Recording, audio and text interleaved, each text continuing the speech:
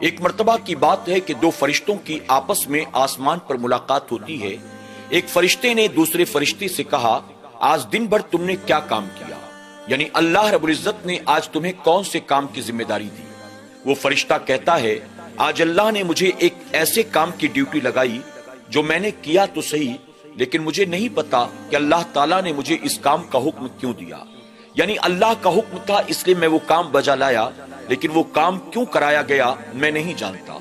سوال کرنے والے فرشتے نے کہا کہ میں بھی حیران ہوں، آج اللہ رب العزت نے مجھے ایک ایسے کام کا حکم دیا جو میں نے کیا تو صحیح، لیکن مجھے نہیں پتا کہ اللہ تعالیٰ نے اس کام کا حکم بھلا مجھے کیوں دیا، یعنی یہ کام کیوں کرایا گیا۔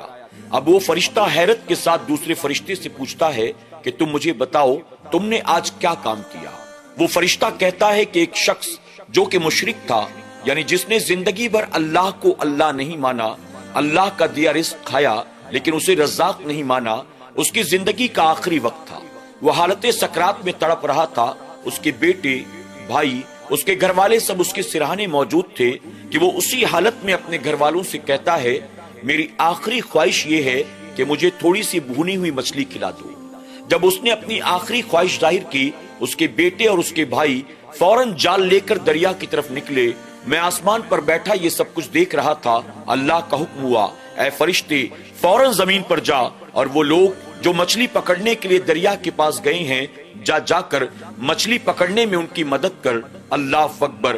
وہ فرشتہ کہتا ہے، اللہ تبارک تعالیٰ کا حکم تھا، میں فوراً آسمان سے زمین کی طرف گیا، اس کے بیٹوں نے، بھائیوں نے جال ڈال دیا تھا دریا میں دریا کے اندر اتر گیا، میں نے مچھلیوں کو گھیرا، ان کے جال کے قریب کیا، انہوں نے ڈھیر ساری مچھلیاں پکڑی، گھر آئے، اسے صاف کیا، اسے آگ پر بھونا، اور بھوننے کے بعد اس مشرک کو انہوں نے کھلانا شروع کیا۔ جب اس نے پیٹ بھر کے اسے کھا لیا تو موت کے فرشتے نے اللہ کے حکم پر اس کی روح کو قبض کر لیا۔ میں حیران ہوں، ایک مشرک جس نے زندگی پر اللہ سے بغاوت کی، آخر اللہ نے اس کی آخری خواہش کو کیوں پورا کیا؟ وہ ایسے ہی مر جاتا تو بھلا کیا جاتا، لیکن اللہ کی مصلحت اللہ ہی جانتا ہے۔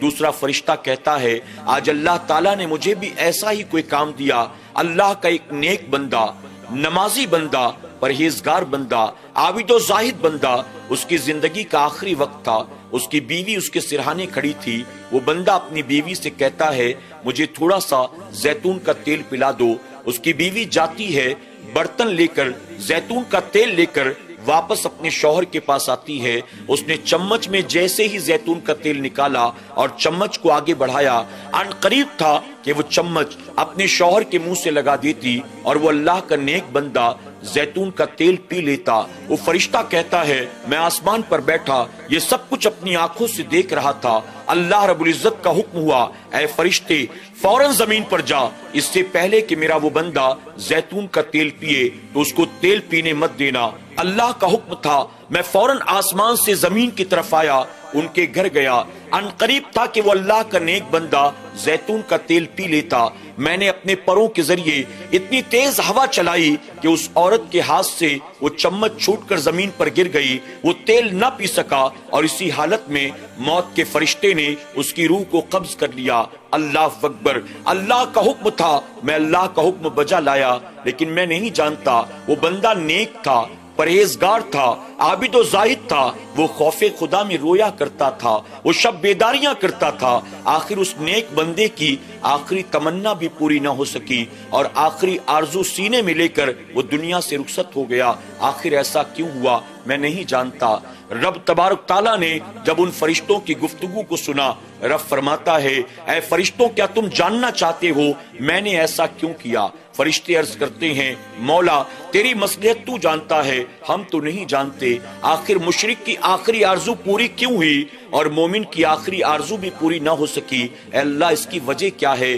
رب فرماتا ہے، فرشتوں واقعی وہ بندہ مشرک تھا، اس نے زندگی بھر میری نافرمانی کی، میرا کوئی حکم نہیں مانا، میری دی گئی زندگی جی لیکن مجھے اپنا خدا نہیں مانا، میرا دیا رزق کھایا لیکن مجھے رزاق نہیں مانا۔ لیکن جانتے ہو میں نے اس کے باوجود اس کی آخری آرزو کو پورا کیوں کیا؟ دراصل بات یہ ہے، میرے اس بندے نے زندگی میں ایک بار ایک ایسی نیکی کی تھی جس کی نیکی مجھے بہت پسند آئی تھی، اس نیکی کو میں نے قبول کر لیا تھا اور آج سکرات کے عالم میں اس کی آخری آرزو کو پورا کر کے میں نے زمین ہی پر اس کی اس نیکی کا اس کو صلہ عطا کر دیا تاکہ آخرت میں اسے کچھ نہ دوں۔ اللہ اکبر، یعنی اس مشرک نے زمین پر ایک نیکی کی تھی، اللہ نے اس کی آخری تمنا کو پورا کر کے اس کو نیکی کا صلہ دے دیا، آخرت میں اس کے حصے کچھ نہیں آئے گا۔ اور میرا وہ دوسرا بندہ یقیناً وہ بہت نیک تھا، پرہیزگار تھا، وہ مجھ سے محبت بھی کرتا تھا، میری اطاعت بھی کرتا تھا، لیکن فرشتوں اس نے زندگی میں ایک ایسا گناہ کیا تھا جس گناہ کی وجہ سے میں اس سے ناراض تھا۔ میں نے موت آنے سے پہلے حالت سکرات میں اس کی آخری آرزو کو پورا نہ کر کے اسے زمین پر اس کے اس گناہ کی سزا دے دی تاکہ آخرت میں اسے کوئی سزا نہ دوں۔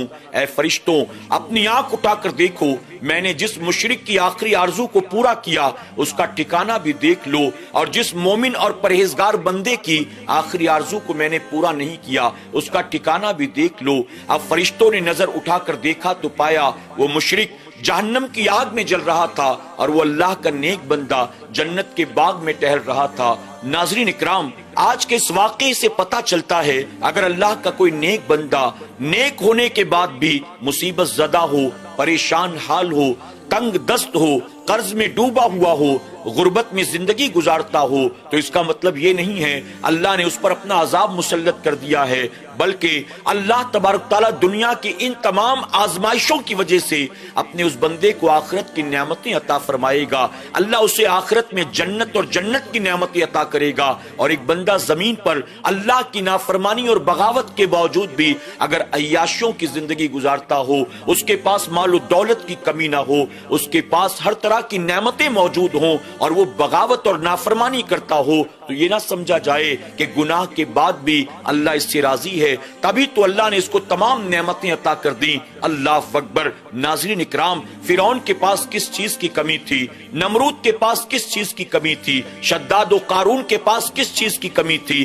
آپ سوچیں ابو جہل، ابو لہب کے پاس یا یزید پلید کے پاس کس چیز کی کمی تھی؟ اللہ نے ان کو زمین پر ہر طرح کی نعمتیں عطا کی، لیکن ان نعمتوں کو پانے کے بعد انہوں نے کیا کیا؟ اپنے رب سے بغاوت کی، اپنے دور کے انبیاء سے بغاوت کی، گویا دنیا میں سب کچھ پا لیا، آخرت میں ان کو سوائے جہنم کے کچھ بھی نہیں ملنا۔ لیکن اگر کوئی مسلمان ہے، نیک ہے، نمازی ہے، اس کے باوجود پریشان حال ہے، تو اسے یقین جاننا چاہیے اللہ اس پریشانی، اس مصیبت و بلا کے عوض ہمیں آخرت کی نعمتیں عطا کرے گا، اللہ جنت کی نعمتیں عطا کرے گا۔ ہمیں اور آپ کو ہر وقت صبر و شکر سے کام لینا چاہیے، اپنے آپ کو گناہوں سے بچا کر زیادہ سے زیادہ نیکیاں کرنے کی کوشش کرنی چاہیے۔ اللہ ہمیں آپ کو سب کو ان باتوں پر عمل کرنے کی توفیق عطا فرمائے، آمین یا رب العالمین۔